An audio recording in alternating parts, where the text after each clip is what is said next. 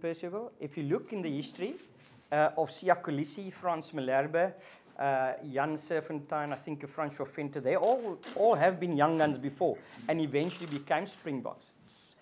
That is why that is part of the program, to have young guns. It's just at this point in time, not clashes, but the under-20s are also preparing for the IRB World Cup.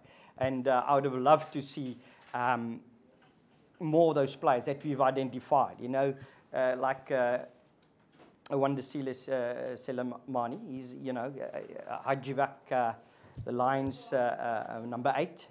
You know, a lot of those players are all and so it's not just about now, but also making sure that 2019, some of those players, Salman Murat, for example, Damien Willemse from the Stormers Western Province, those players get to taste the environment and understand what it takes to be Springbok one day, to have them here, because they will definitely be. Continue playing like they are playing, become Springboks one day. Now, I think the training camp should not be seen as a selected squad already. It's definitely not the 31-man squad that we will go with against the French. Definitely not. It's definitely having a look at players closer that you haven't had the opportunity of working with. You know, like a guy like Kobus Reinach, and I've read, you know, comments about. So I need to see Kobus's, what is he that he brings? What made him a Springbok? What is he that he has above other Springbok players, you know, for example. But the door is definitely not closed. I mean, this squad has been announced 2 weeks before time. I am aware of guys who are playing well, like SP Murray, a guy like Cornel Skasan, but I know also Dylan Lates have been playing outstanding rugby. And you know, Dylan is quite versatile fullback, winger, understands the, you know, the contest, the aerial contest. And so I've got to make sure that I choose these guys. But yet again, there will be opportunity for a third camp who I can have these other guys also invited to. It's important to make sure that we cast the net a bit wider and we don't miss anyone. Form is important, definitely yes, but also who will be able to contain those big wingers of the French, those two Fijians. So I cannot waste our time, players' time, if maybe he might not be in the frame or is not going to be part of the strategy. So, but the door's open, definitely. Yeah, I'm so happy you're talking about this style of rugby. I'm really excited about the way we're trying to use the ball and keep ball in hand and play with a bit of width and ask questions from wide in the middle again. And I'm also happy to see that that there's variation and we can adapt to the conditions. There's no just one running rugby style. I don't know where. It's maybe at school level you get running rugby, 8, 9, 10, 15 joins the back line, the wing scores in the corner without defense. But there's great skill development in the way we play. And I love that.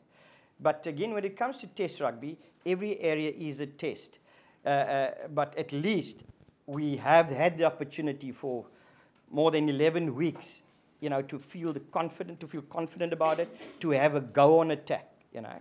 And I think one should make sure that we marry that style and make sure that you win at the end of the day, because that's the only style of rugby at test level you should play, is make sure you win the test. Like I experienced last year, the more you have your overseas-based players who only rock up here a week before the time, the more you put yourself under pressure in terms of preparation and in terms of team culture. So there's got to be a fine line. If I don't have a number 1 in South Africa and he is overseas, yes, then I'll have a look at that player. And like he's part of the succession planning to 2019, then yes, you have to have a look at the player because we want to select the best possible team for the French. But I think, Stephen, this is the big but. Those players overseas must be monitored in such a way that they don't rock up here not in a proper conditioning, conditioning-wise, they're not ready for test rugby.